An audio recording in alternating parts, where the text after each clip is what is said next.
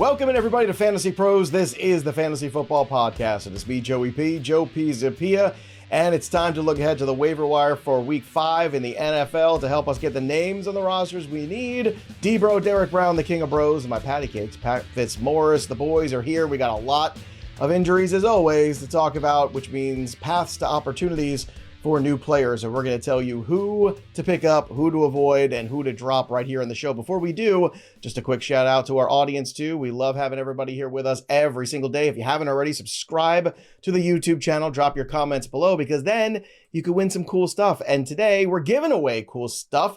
I hope I say this right.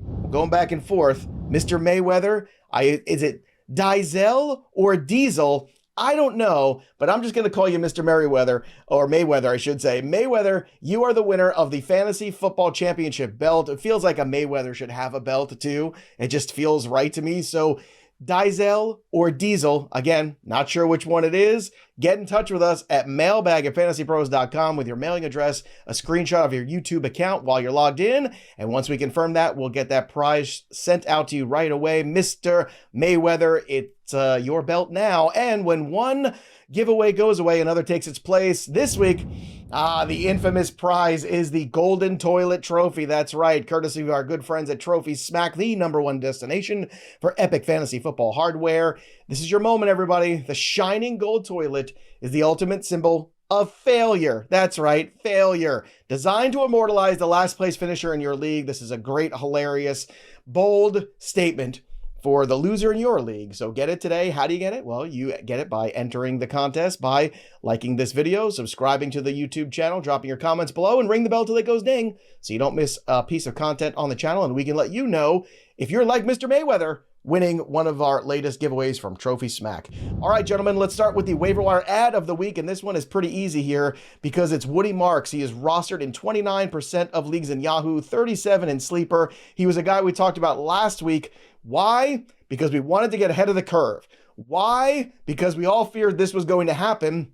I talked about it on the TV show on Sunday, Pat. I said, you know, let's add this guy today, this morning for free, just in case.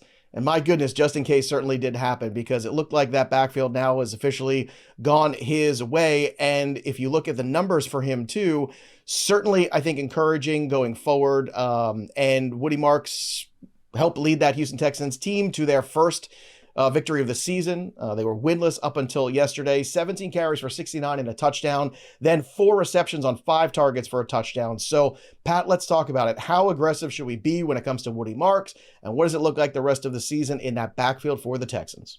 Pretty aggressive. I think maybe up to half of your budget is warranted if you need help. Yep. And we'd like for Marks to turn out to be a running back 2 level contributor. But even if he gives us flex value instead of RB2 value, that's pretty valuable heading into the bye weeks. And we have reached the bye weeks, 4 teams off in week 5. I think what's encouraging too about Marks is that he played 56% of the offensive snaps, outsnapped Nick Chubb 40-30, had more carries than Chubb, 17-13, ran more routes, 16-9. And maybe we would have expected that in a game where the script was negative for the Texans, where they were trailing and they needed Marks as a pass catcher. But this was obviously positive all the way in a 26-0 win. And I think maybe it's just the Texans looking for a little more juice in their running back. When you have a bad offensive line, it is good to have a creator, a running back who can make people miss. And I think that's why Joe Mixon was able to produce last year running behind this bad Texans line. Chubb continues to have a role going forward, I think, but this is a 2-man backfield now, and it's possible that Marks is 1A going forward and Chubb is 1B.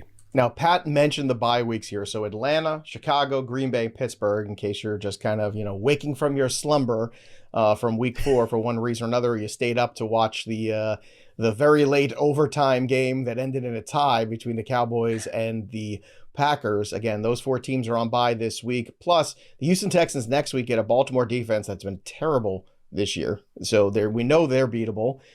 Then also on top of that, they're dealing with injuries. And DBro, after that, you do have a bye for Woody Marks, then Seattle, San Fran, Denver. So again, some tricky matchups ahead. So let's talk about those matchups. Let's talk about the immediate Baltimore Ravens matchup upcoming as well when it comes to Woody Marks, what you saw Sunday, what you like, and how you want to approach him this week on the waiver wire. I mean, Pat was firing on all cylinders, man. He is I think that the spend on him starts at like 40-45% and goes up to 60-65. Like, I think he's the clear leader of the backfield moving forward. And everything Pat got brought up, like, this is a game that was in positive script, so it wasn't like they were trailing. And you talked about the matchups, Joe. Like, Baltimore gives up a crap ton of production. They've done this over the last 2 to 3 years to running backs in the passing game. So we have lots of questions on the Houston wide receivers. I don't have any questions about Woody Marks catching passes in that matchup. And again, like Pat brought up, he led the team in everything meaningful. Snaps, routes, targets, carries, everything. And the schedule is another thing to highlight here, Joe. If he's the leader of the Texans backfield, which everybody should clearly believe that moving forward. Nick Chubb in his prime was a monster. Unfortunately, injuries have robbed him of that juice, and he's just not the same player. So can he be a stable veteran? Can he soak up some volume? Sure. He's not playing in the passing game. He's not going to lead this backfield moving forward. And after Denver, the schedule really opens up for Woody Marks. They get Jacksonville. Okay, so matchup. After that, you could run on all the rest of these teams. Tennessee, Buffalo, Indy. Every single one of those teams you can run on. So Woody Marks, if he keeps this 60% snap share in the backfield, RB2 moving forward, probably top 15 back moving forward, considering the role. Well, look, if he keeps it up in that passing game, you can't expect him to score 2 touchdowns every week. I don't know if you can count on the Texans to score 2 touchdowns every week, but it was certainly a breath of fresh air for that backfield for the Houston Texans. And again, this is why you watch the show. This is why you hang out with us, because we were talking about this scenario last week. Last Monday, we discussed it at length, him and Brashard Smith, right? 2 guys, we said, hey, let's get ahead of the curve. Pick these guys up for $1. It costs you nothing. Stash them at the end of the bench. Bye weeks are coming up anyway. You need depth at some of these positions. And look at where we are. So being ahead of the curve in waiver wire is more important than being reactive. Be proactive as much as you can. Now, one player, too, that was tough to be proactive on because of the timing of the scenario was Kenneth Gainwell. So let's switch gears and talk about Gainwell for a second, who, with the late news of Jalen Warren not being able to play, Kenneth Gainwell ended up stepping up and having a very good game, too. He had 19 carries for 99 yards against the Vikings. He had not 1, but 2 touchdowns. He also caught 6 of his 6 targets for 35 yards. Now, DBro, I don't know what this means going forward, especially because you've got Pittsburgh on a bye this week. So this is tricky here when it comes to Kenneth Gainwell. What do we want to just add him and sneak him through the bye? By the time we get back from the bye, is Jalen Warren somebody that is back and healthy and okay? It's a lot of questions. So this is a more complicated add this week with Gainwell because he can't help you, especially if you're missing players on bye. So when you're starting to look at this grouping right now and you're looking at Kenneth Gainwell, how do you approach him in week 5 from a FAAB budget standpoint? And also from, the standpoint of still not knowing exactly what the split is or how it's going to look like the rest of the season. He's a guy that I'm probably not going to get in a lot of leagues because I'm not going to pay up for him. With the bye coming up, Jalen Warren, we got the reports earlier that he was expected to play. So it's kind of like, okay, he was close to playing. So now with the bye week, right. I think he comes out of the bye week healthy, or at least that's my takeaway from this. So Gainwell, like 6 to 8%. But I think the bigger takeaway is whether Jalen Warren is healthy or not, Kenneth Gainwell is the clear handcuff. You can go ahead and drop Caleb Johnson. That hurts me to even say, but he's in the doghouse. Mike Tomlin does not want to play the rookie. Gainwell, whether he's going to be the starter coming out of the bye because Jalen Warren's still hurt or not, he's the clear backup and handcuff to own in that backfield. Look, I don't know. I mean, Pat, we have eyes too. I mean, Kenneth Gainwell looks good. Like, he just looks, to me, he looks better than Jalen Warren has in this offense. And that's my take. I know some people might not agree. He's already rostered in almost 50% of leagues, 43% on sleepers. So we know he is already not widely available. But in leagues that are more shallow where he is he somebody you just kind of, you let this one performance go and you keep waiting and seeing, Pat? Or do you stash him for cheap during the bye week where people might say, oh, he doesn't help me, I don't want him, just to hedge your bets a little bit? Yeah, I don't mind the idea of picking him up, Joe. And we had kind of seen things trending towards Warren a little bit in the backfield. Like Gainwell had been losing snap share to Warren, but now maybe Gainwell makes it closer to a 50-50 backfield. Maybe it's 60-40 Warren going forward after a really impressive performance by Gainwell against a good Minnesota defense. And what's nice for the Steelers is that they can basically use Jalen Warren and Kenneth Gainwell interchangeably. They can be early down guys. They can be passing down guys. So like they can be confident that Gainwell can give them something very close to the level of production Warren gives them. And I do think Gainwell's going to continue to get a decent amount of work.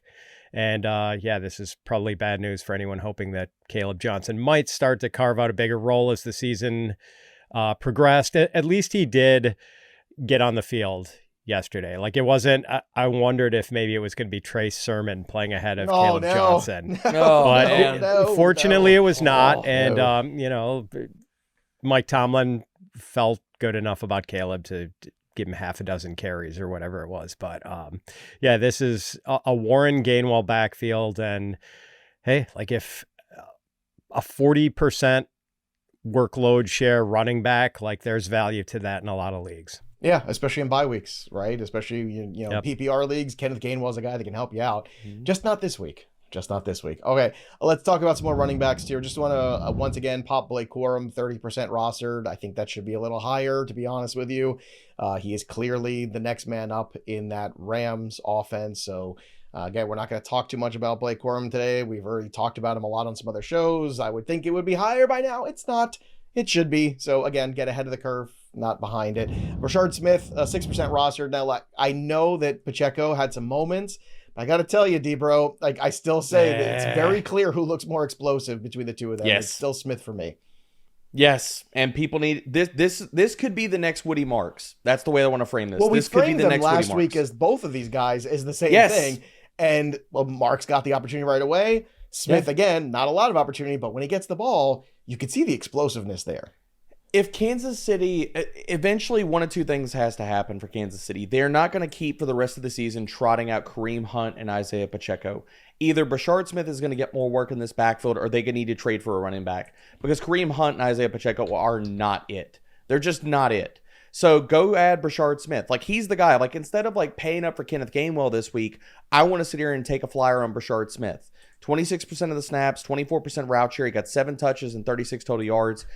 He plays in the passing game. We know that. We see that. He just needs to earn more of the early down opportunity. And as long as Kareem Hunt gets 3 yards in a cloud of dust and Isaiah Pacheco, they do not want to use him, the likelihood of Brashard Smith earning more work moving forward keeps growing and growing. Pat, I want to talk to you for a second about Zavier Scott, who I don't think any of us had on our bingo card when we woke up on Sunday morning. I don't know where this performance came from.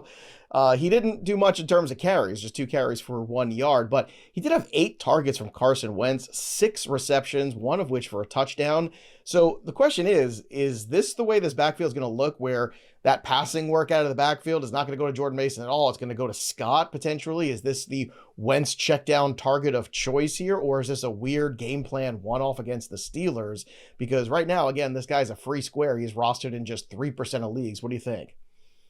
I think it was a weird one-off, Joe. I kind of think he's fool's gold. Like he got some snaps with the Vikings in chase mode. Wound up with 6 for 43 and a touchdown receiving. Got a 16-yard touchdown catch late in the game that sort of prettied up his numbers.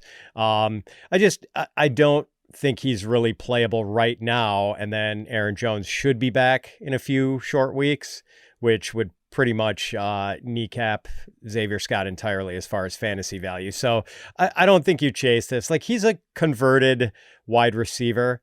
So not surprising that he had some passing game utility in a game like that with the super catch-up mode script for the Vikings. Speaking of kneecaps, we're going to get to the injury of Malik Neighbors and all the wide receivers because there's a lot of those guys out there. Before we do, quick question for you, Pat. Tank Bigsby, Brian Robinson, 2 guys I know people have been holding on to. Now we're in bye weeks. If you need to, would you be dropping either of these 2 running backs? I know like there's sexy handcuffs like, oh, something happens to McCaffrey or something happens to Saquon. Is this the time where you regret dropping these guys potentially? Or is this the time where you have no choice and you need to go pick up some of the guys who are producing?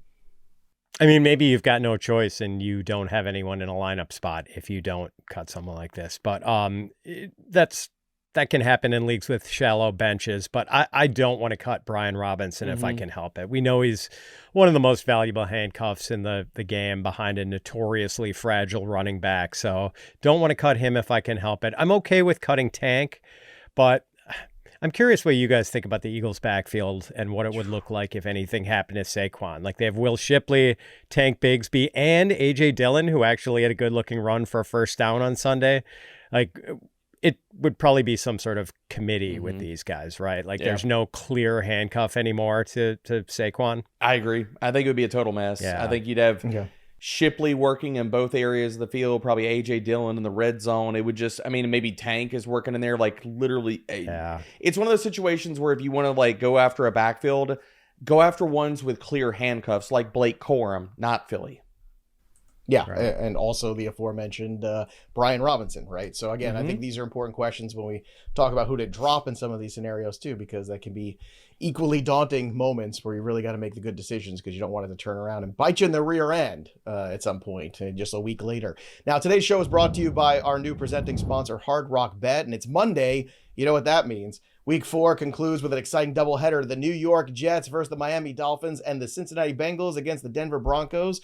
You can also check out the streak from Hard Rock Bet Stats Hub, and you can find live odds and bet that one right on the Hard Rock Bet app. Devon Achane, he was number 10 in the Fantasy Pros consensus running back rankings last week. And if you want to bet on him to score a touchdown, Achane has done that in 6 straight home games. See stats like that right there at your fingertips on the app. So go to Hard Rock Bet. Bet $5. If your first bet of $5 wins, you get all your winnings and $150 in bonus bets. That's right. Plus tonight on Hard Rock Bet, you can also get a Monday night parlay boost for the games. Love the parlay boost. Can't get enough of it.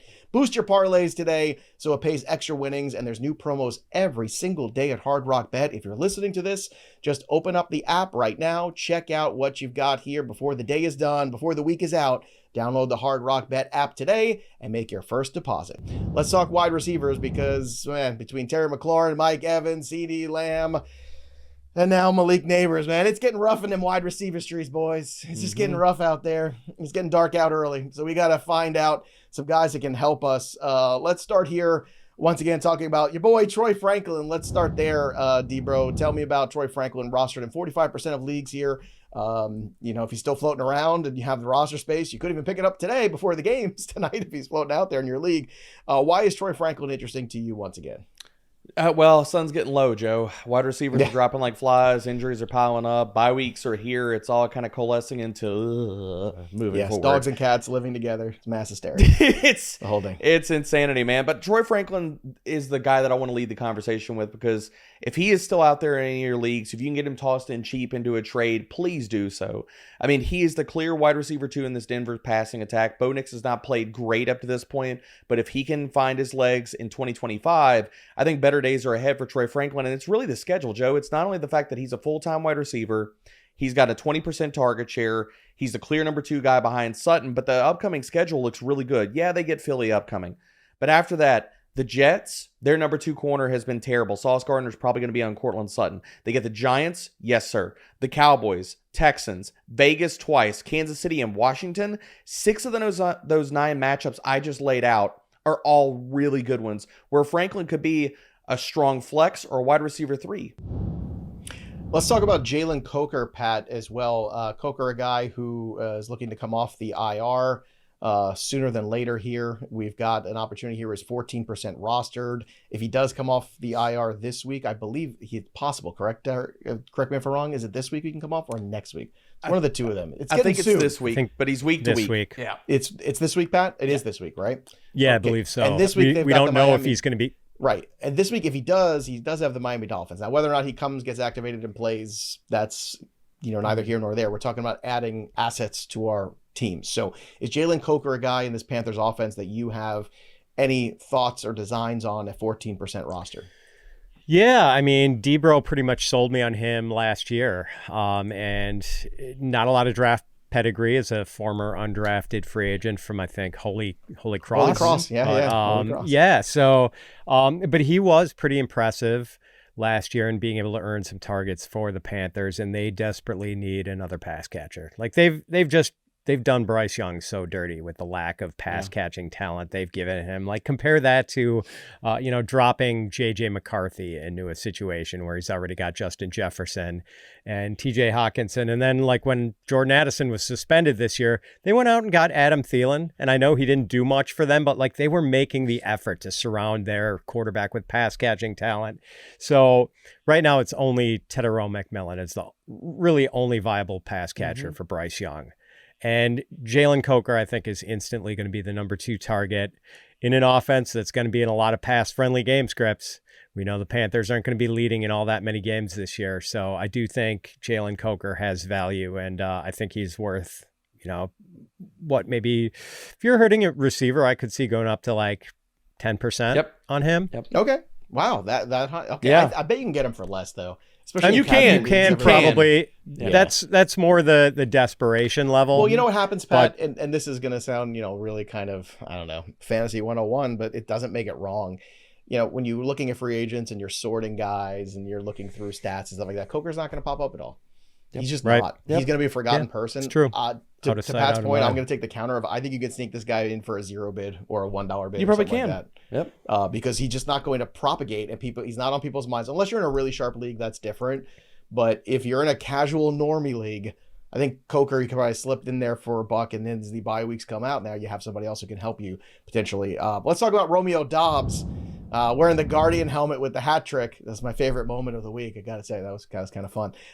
So Romeo Doubs had a huge performance last night in Sunday Night Football. He is 44% roster. The problem is it was a huge performance. It's hard to chase it, and he doesn't play this week. So, Pat, walk us through here, Romeo Doubs. I know you had your questions and concerns about him. Certainly a great performance last night. Can't take anything away, but it does make it complicated. It's that Gainwell situation, right? We were just discussing at the running back room. Now we're bringing it to the wide receiver meeting room here, and we've got to figure out how do we approach Doubs, because I'm sure some people will chase last week, but then some people will just have a complete pause in some other leagues going, well, why am I picking this guy up? He doesn't help me at all this week. Where do you fall when it comes to Romeo Doubs in that conversation? Yeah, I mean, it's not only does he not play this week, but, DBro and I have talked about this a lot on Sunday nights when we're putting together the waiver article, and how just sort of the Packers sort of like to rotate wide receivers, and they don't like to throw unless they're absolutely forced into it at a high rate. And Romeo Doubs, I guess he's the one receiver in the Packers wide receiver core with sort of predictable usage and generally does run the most routes, but he doesn't really earn a high percentage of targets on those routes. Like, his target count so far this season, 4, 5, 2, and 8. And you would think the absence of Jayden Reed would maybe bring some more consistency to those target counts, but like, he had the 2-target game when Reed was out, and that was in the loss to the Cleveland Browns when the Packers were not in a positive game script. So it's not like a run-heavy game script was to blame there. So, Doubs is going to be really hit and miss and really frustrating. And for that reason, I think he's just like a low-level investment at best. All right. DBro, I want your take on Doubs too, because I think this is going to be a very polarizing waiver ad this week. Some people are going to love it and chase it and overpay. Some people are going to underappreciate it maybe and not give it the credence it deserves to. Look, Jayden Reed's going to be out for a while with that collarbone issue. And as long as Matthew Golden keeps hitting the circle button and keeps spinning around, he might not be long for this league either. Don't do that, Matthew. Don't do that on punt returns. Not a good idea. Not a good look. Anyway, Romeo Doubs, DBro, your thoughts. Man, I mean, a lot of what Fitzy already kind of laid out here. It's just so frustrating, man. Like, how do you feel comfortable ever putting him in your flex spot? And we've talked about this. I guess whenever you play the Cowboys.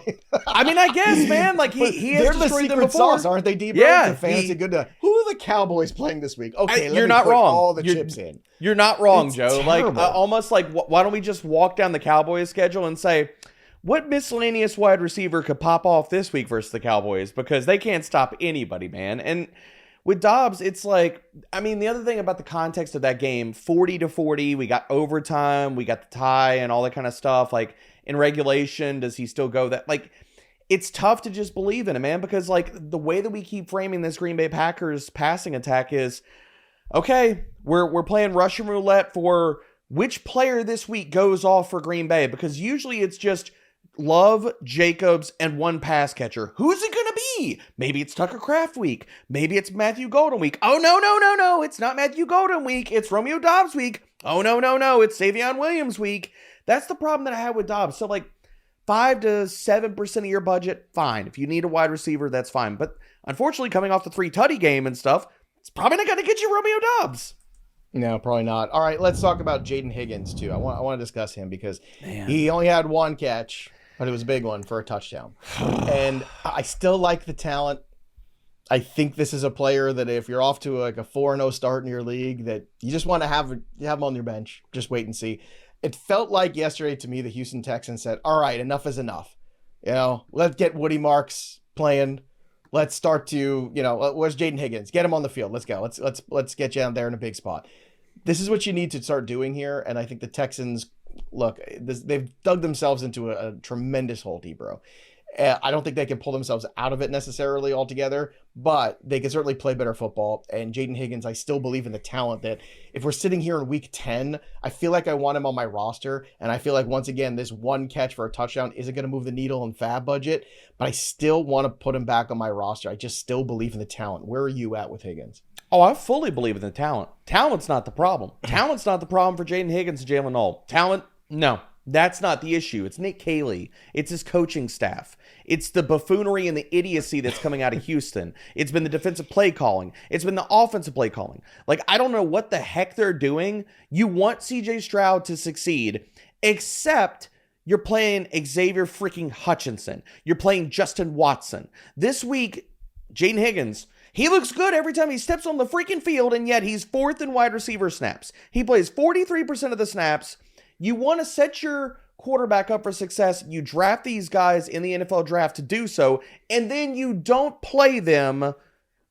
I can't make any sense out of this. Yes, I want to roster Jayden Higgins. If you have the space, if you're 3-0 and you can do that, please do, because talent and the cream rises to the top. But in Houston, I can't make sense out of all their idiotic moves that they continue to make. And yes, they deserve and should wear the 1-3 record because they deserve every single bit of it right now.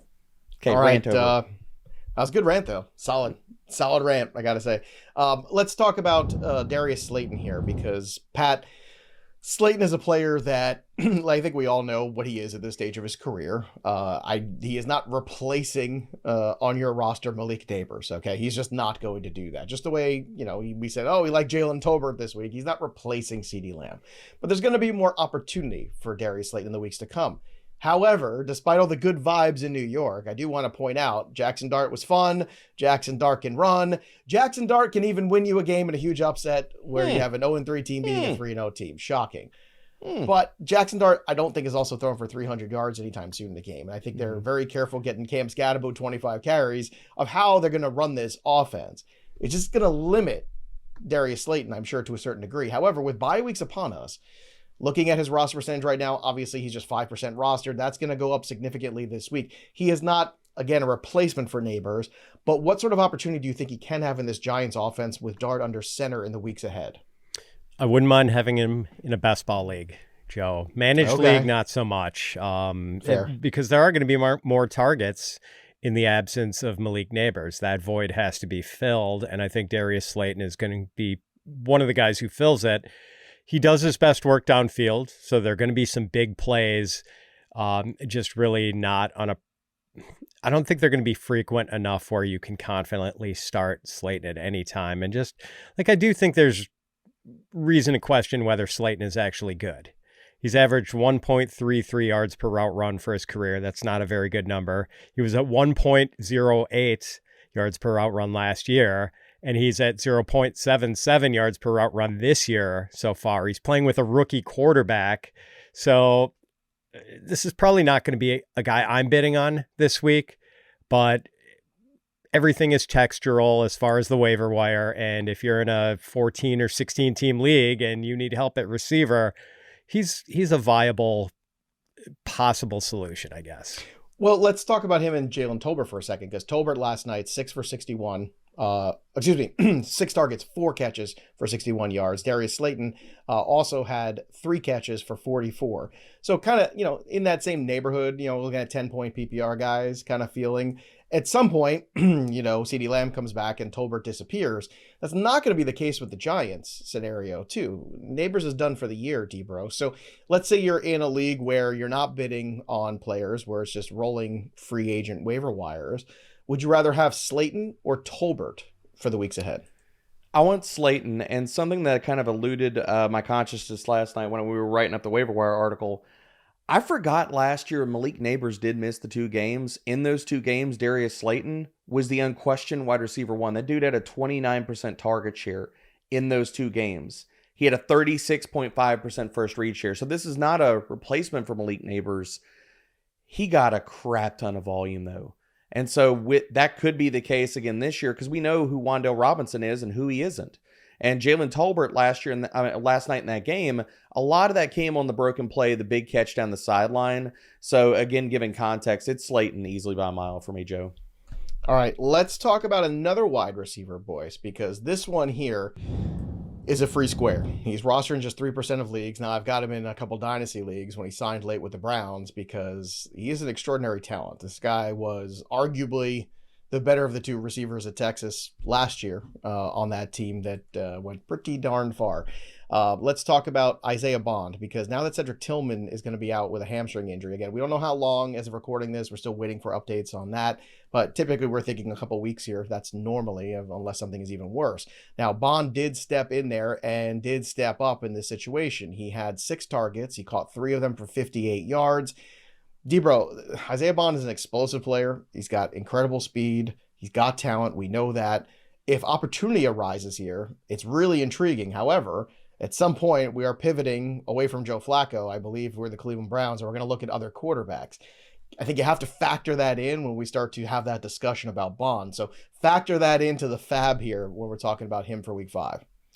I just want to take a flyer on him, so it's like a 1 to 2%. Like, he's the guy that I'd like try to sneak him through waivers because, to your point, I think a quarterback change is eventually going to come. Like, Joe Flacco, that magic for Cleveland is gone.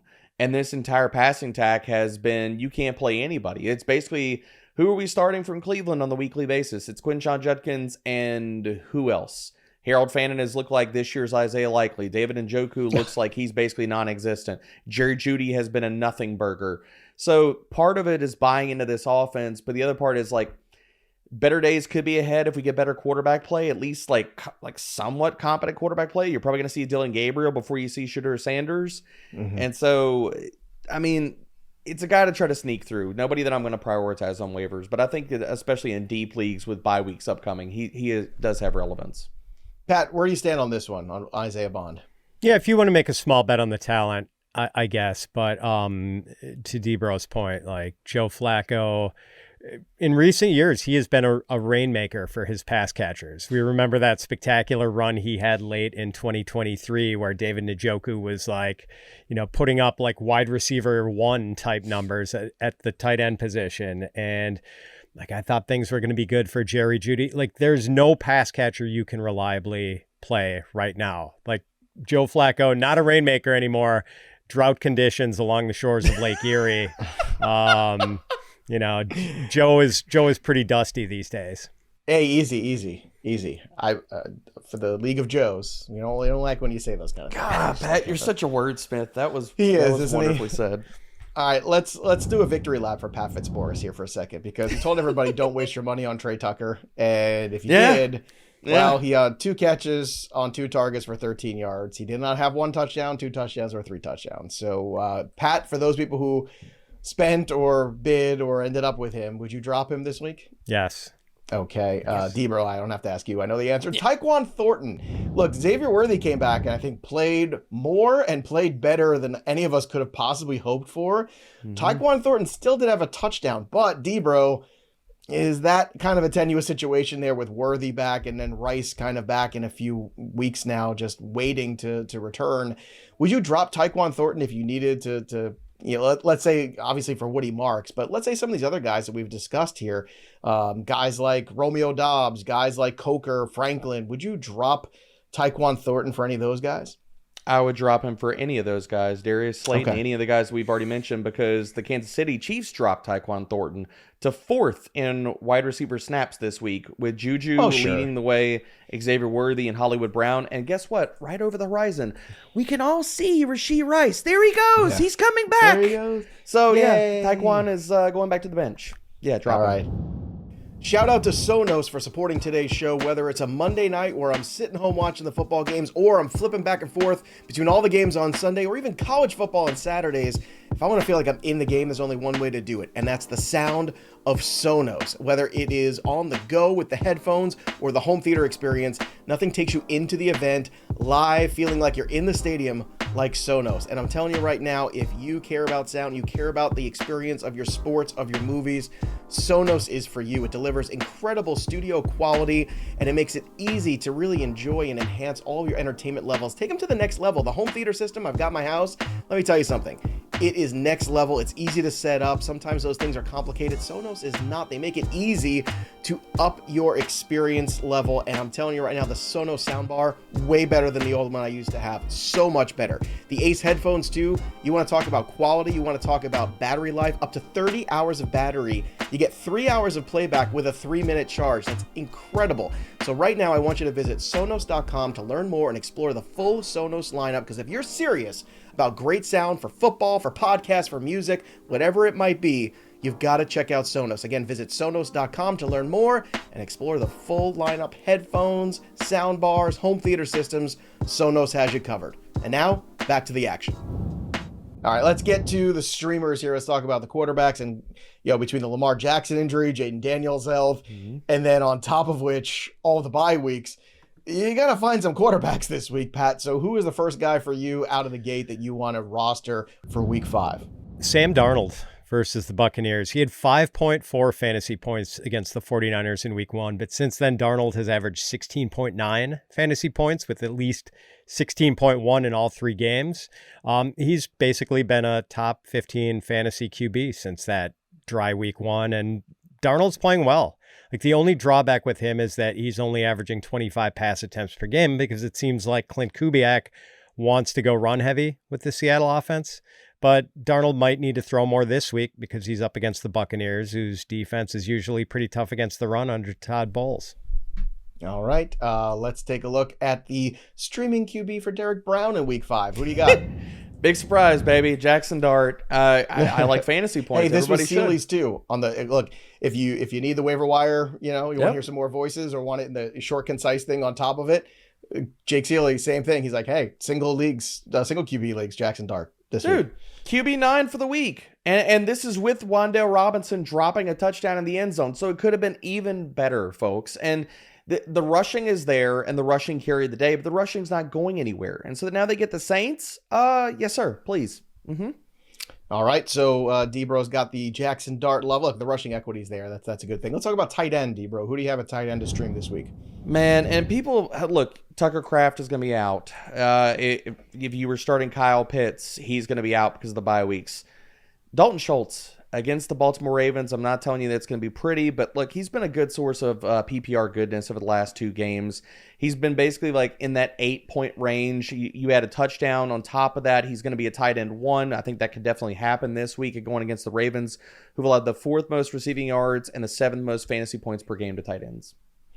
All right, Pat Fitzmaurice, give me a tight end for week 5 to stream. I like DBro's Schultz call. The Schultz call more than this one, but like Theo Johnson, maybe he's possibly playable against the Saints, who aren't that bad a matchup for tight ends, and maybe Theo sees an increase in targets with Malik Neighbors out. Yeah, boy, that Saints game got real dicey, didn't it, for a second there? I was watching that go, oh, baby, like this is getting real uncomfortable. Survivor pools would have been up in arms had figured out a way to pull that off. I'm out of mind because the 49ers can't beat the frickin' Jacksonville Jaguars in their own building. You frauds, you fraudy Niners. Somewhere Welsh is hurting. Things are stinging and he's hurting. Believe me, at 2 p.m. Eastern, I'm going to hurt Welsh on Out of Bounds. I've got a lot of barbs ready for him about the fraudy Niners kicking me out of that Survivor pool. What a joke. All right. I digress. Let's get to your streaming defense of the week, Pat. What do you have? Cleveland. The Browns are terrific on defense. They face the Vikings in London. Carson Wentz has been sacked 9 times in his 2 starts for Minnesota. And he threw 2 interceptions against the Steelers on Sunday. Really should have been 3. So, yeah, the Browns against Carson Wentz. Yeah, my favorite bet of that game was the Carson Wentz interception. Cashed. Love it. Can't get enough of that one. I mean, That's just money in the bank, right? You know you're going to get turnovers there. Great call. I love the Cleveland one here, Fitzy. DBro, give me a streaming defense for week 5. Speaking of turnovers and sacks, Cam Ward is a pretty good source for both of those right now. Let's stream the Arizona Cardinals. What did you think of the Cam Ward post press conference there yesterday? Kind of calling himself out, calling everybody. I kind of like it. He's not wrong. He ain't wrong. He's not wrong. Tell me where I'm telling lies. That coaching change could happen very quickly because the Brian defense is pretty Callahan's good, gone. Matt, right? Defense of the Titans, it's not bad. Like it's not they're losing because of the defense.